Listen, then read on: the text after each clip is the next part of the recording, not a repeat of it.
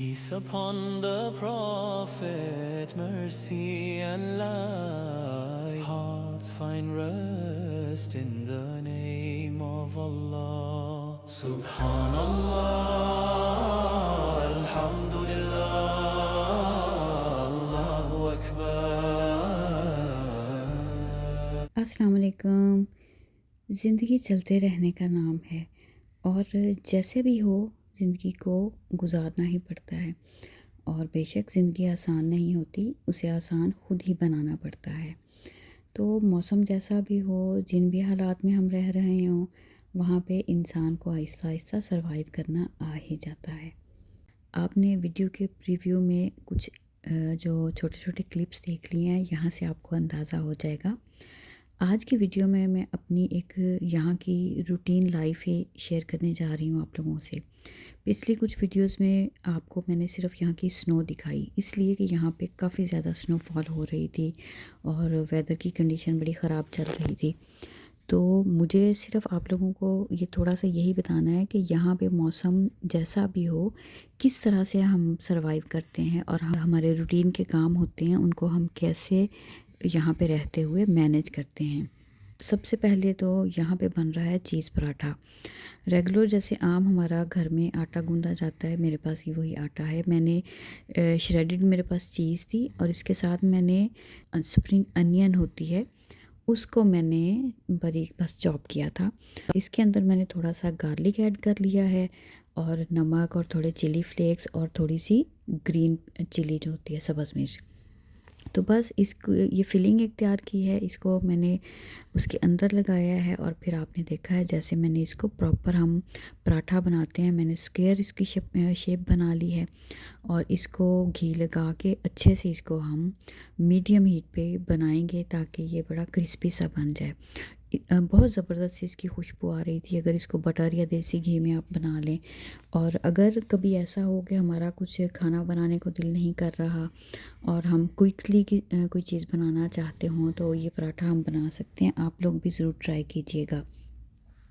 उसके बाद यहाँ बस खाने में मैं बना रही हूँ आज श्रिम्प फ्राइड राइस, और उसमें कोई ख़ास काम नहीं, वही जो सिंपल हमारा तरीका होता है। सिंपल राइस बॉईल किए हैं और बाकी श्रिम्प्स को मैंने फ्राई किया था जिंजर और गार्लिक पाउडर ऐड करके, और थोड़ा सा सॉल्ट ऐड किया था बस। और फिर उसको जब ये अच्छे से फ्राई हो चुके थे तो फिर मैंने बारी बारी सारी इसके अंदर जो मेरे पास वेजिस थी वो, और साथ मैंने एग्स जो थे उनको फ्राई करके, तो फाइनली वही जो हम रूटीन में डालते हैं, काली मिर्च और नमक और साथ विनीगर और सोया सॉस थोड़ी सी, बस सिंपल सी यही चीज़ें डाल के मैंने ये फ्राइड राइस आप इसको बोलें श्रिम्प्स, ये मैंने बना लिए थे।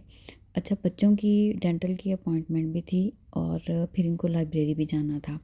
तो घर के अंदर तो कोई मसला नहीं होता है, मौसम जैसा भी हो, बाहर जितना भी ख़राब हो, हम घर में रूटीन में हर काम बड़े अच्छे से करते हैं, क्योंकि यहाँ पे वाटर का या इलेक्ट्रिसिटी के रूटीन में शट डाउन होने का या किसी किस्म का कोई प्रॉब्लम नहीं होता। हीटिंग बहुत अच्छी प्रॉपर सब जगह पे मेक श्योर किया जाता है कि आपकी, क्योंकि बाहर एक्सट्रीम कोल्ड होता है तो घरों में हीटिंग बहुत अच्छे से टेम्परेचर इतना रेगुलेट किया हुआ होता है कि हमें बिल्कुल भी ठंड नहीं महसूस होती है। और हमें घरों के अंदर रहते हुए तो कोई गर्म कपड़े, इवन सॉक्स, या फिर जैसे हम पाकिस्तान में खुले घर होते हैं तो वहाँ पे हमें विंटर्स में सब जो गर्म कपड़े पहन के रखने पड़ते हैं, यहाँ पे वैसा नहीं करना पड़ता। लेकिन जब हमें बाहर जाना होता है और स्नो के बाद कुछ ऐसी कंडीशन होती है कि अभी जैसे जो रिसेंट स्नो स्टॉर्म गुजरा है, इसमें तो काफ़ी ज़्यादा रिकॉर्ड स्नोफॉल हुई।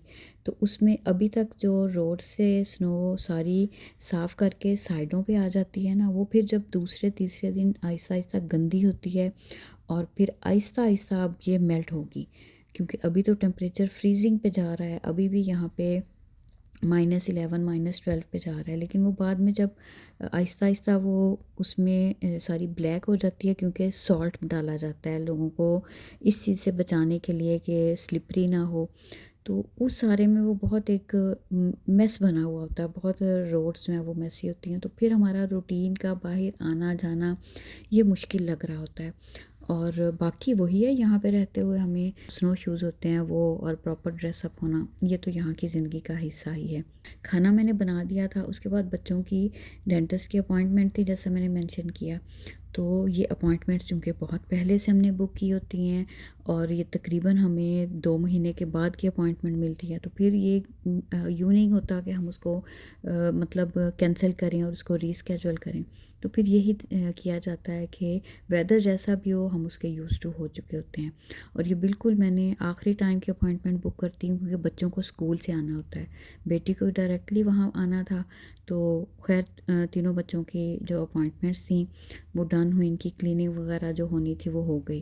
तो बेटी स्कूल से आई थी, उनको वहीं पे भूख लग रही थी, तो जब वो फ्री हुई तो फिर फ़ौरन वहीं से उनको 2 स्लाइस जो है ये पिज़्ज़े के दिलाए, कि एक ही दफ़ा फ़ारग होके फिर घर चलते हैं। तो कहने का मकसद ये है कि यहाँ पे ज़िंदगी रुकती नहीं है, सब काम इसी तरीके से रूटीन में चल रहे होते हैं। और उसके बाद जी बेटी जो हैं इनको आज बनाने थे चूरोस। फर्स्ट ट्रायल था। सबसे पहले इन्होंने पानी को गर्म किया है, 2 कप पानी, उसके अंदर 4 टेबलस्पून बटर डाला था, और 2 कप ही इसमें ऑल पर्पस फ्लावर जो होता है मैदा इसमें ऐड किया था। अब इसको एक बैटर की शक्ल देनी थी, और उसके बाद भी इसके अंदर इन्होंने 3 अंडे ऐड कर दिए, और एक पिंच ऑफ सॉल्ट ऐड किया था बस, और वनीला एसेंस ऐड किया था। इसको फिर अच्छे से मिक्स कर लिया है, और इसको पाइपिंग बैग में डाल के फिर इसको हम फ्राई करेंगे। क्योंकि ये बाहर से हमें क्रिस्पी बनाने थे, तो इसको मीडियम हीट पे फ्राई किया था। और फिर ये देखें, जैसे ही ये अच्छा सा इनके ऊपर कलर आ गया और ये बहुत क्रिस्पी से बन गए थे, तो इनको फिर हमने निकाल लिया था प्लेट में, मैंने पेपर टॉवल पे निकाला। अच्छा, इसके बाद मैंने ये जो हमारी शुगर होती है उसके अंदर हमने सिनेमन पाउडर ऐड किया था। तो बस ये सारे जो हमारे चूरस बन गए हैं, इनको हम इसके अंदर कोट करेंगे, और इसके साथ डिप जैसी होती है वैसे फिर हम चॉकलेट डिप बनाते हैं। तो वही जो डबल बॉयलर मेथड होता है, उसमें क्रीम और चॉकलेट जो है उसको मेल्ट करके तो वो बना लिया था साथ। अच्छा जी, उसके बाद यहाँ पे अब हम चलते हैं लाइब्रेरी। तो आप ये देखें, आपको वॉक करते हुए मैंने दिखाया है कि यहाँ पे जब स्नो आहिस्ता आहिस्ता बाद में जम जाती है ना, फिर स्लिपरी हुई होती है, और यहाँ पे सबसे ख़तरनाक चीज़ यही होती है। तो खैर लाइब्रेरी जाना इसलिए ज़रूरी था कि एक इम्पॉर्टेंट बेटी को कुछ काम था, उनको कुछ प्रिंट करना था, और हमारे घर में जो है वो कलर प्रिंटर नहीं था, तो उसके लिए फिर इनको वहीं से करवाना था। और दूसरी चीज़ ये थी कि यहाँ पे ये जो नेल पेंट है ना, नेल आर्ट होता है, वो था फ्री बच्चों के लिए। थोड़ी सी उन्होंने जैसे क्लास एक उन्होंने करवानी थी।